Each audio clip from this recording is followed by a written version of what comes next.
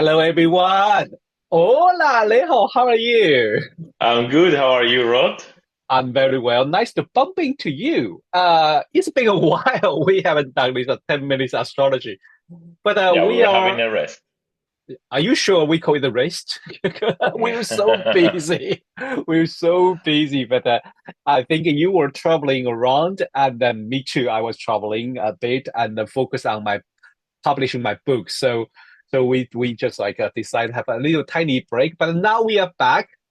And we are continue our the retrograde and the stationary planet series, and we have maybe 4 or 5 planets to left, and we will continue finish all of them. So last time in our series we talked about the Jupiter retrograde and the stationary. So today we are going to talk about the next planet, Saturn retrograde and the stationary. How about we start from retrograde because more people understand about the retrograde. Of course. So Saturn is about authority, discipline, limits, restrictions, work, effort, and all of these things.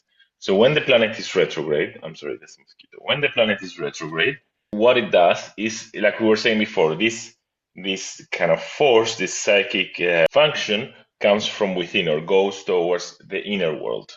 So I would say these people might be very self-disciplined. They don't need to follow an external authority. They follow their own sense of authority. Mm. Maybe they will not follow again what's supposed to be done. They have their own sense of being disciplined, so they will have their own way of working out how to achieve their goals.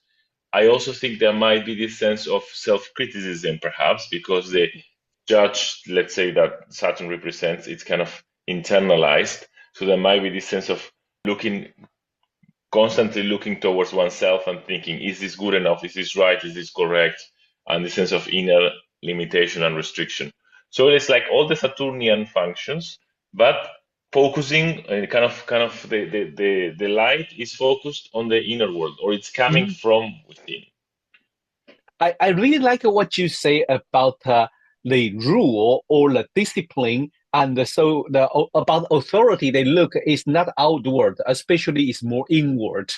And also it's like very interesting. They have to build up their own rule rather than Yes. depend on the rule give to from other people. This is a very interesting because when I was still a student and I heard some famous astrologer talking about some that he find the Saturn retrograde people are usually kind of a lost the authority figure and say but he simply translated as they usually have a father issue or something or their father Ah, yeah so you know you can interpret it in one way based on your experience. So how he interpreted is a very simply say they have a problem with their father.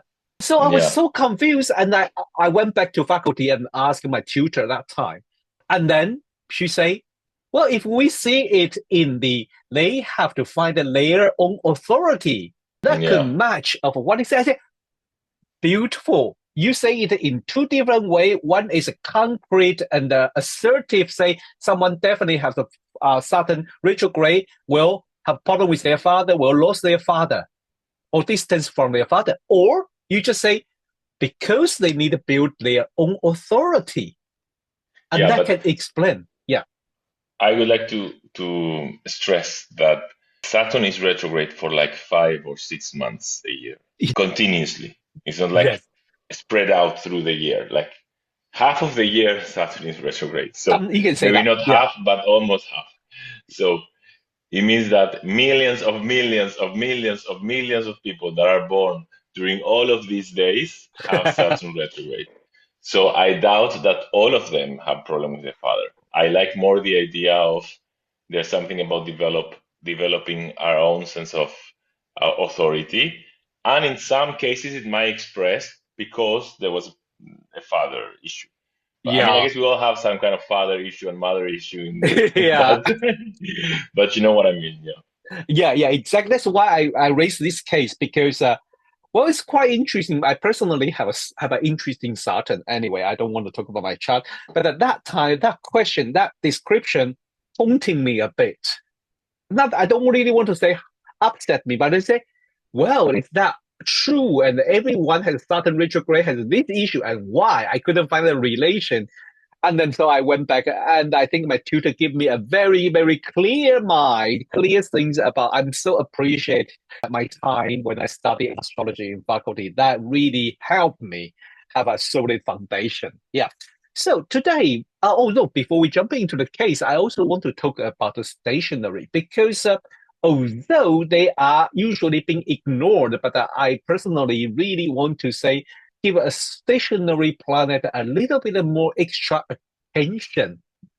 Hmm. Yeah. So this stationary Saturn that usually is more rather than put inward, but they are focused on that issue.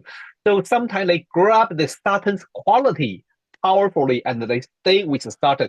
Either they, like you say, criticism. They may not criticize self or other people, but the criticism is a major theme in their Hmm. chart. Or authority would be an interesting chart. You don't need to say outward or inward because they stay there, they focus there. They maybe can go very deep about what does authority mean and how could I become an authority, and how does authority have impact in my life or in our society. So they focus on that theme rather than say in or out or But that is very interesting. Saturn stationary. What's your look? What's your view about this? Yes, I like this idea of focusing. So when the planet is direct, it's kind of expressing in the outer world. When a planet is retrograde, there is this kind of reviewing of the planet, right? So when Yeah, it's stationing, there is this kind of calling attention. I don't know how to call it, like a beacon of light saying, this is important in your life. Yes. indeed, indeed.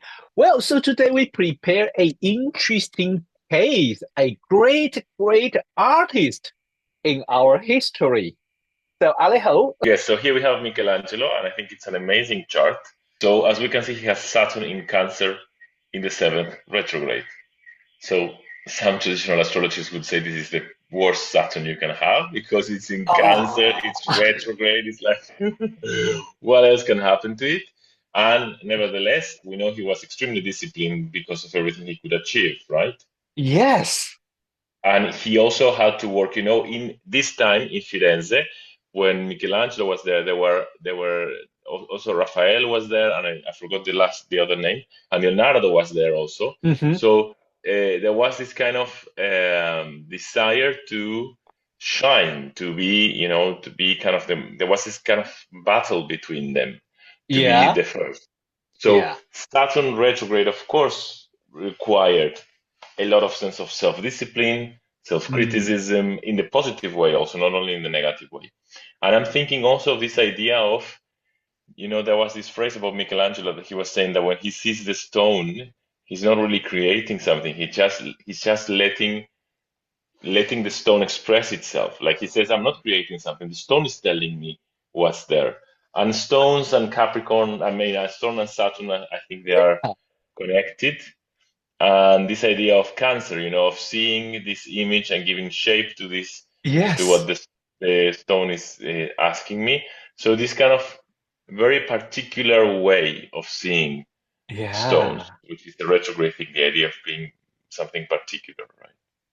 So interesting. Wow, thank you, Alejo. This is a very interesting case about, and also especially he mentioned about that stone tell him how to express it, and that is with the Saturn retrograde at the seventh house. Although it is what Saturn is in the detriment, but I mean you can still apply the detriment planet into your life. But I think, like you say, more carefully, with a discipline about that Saturn.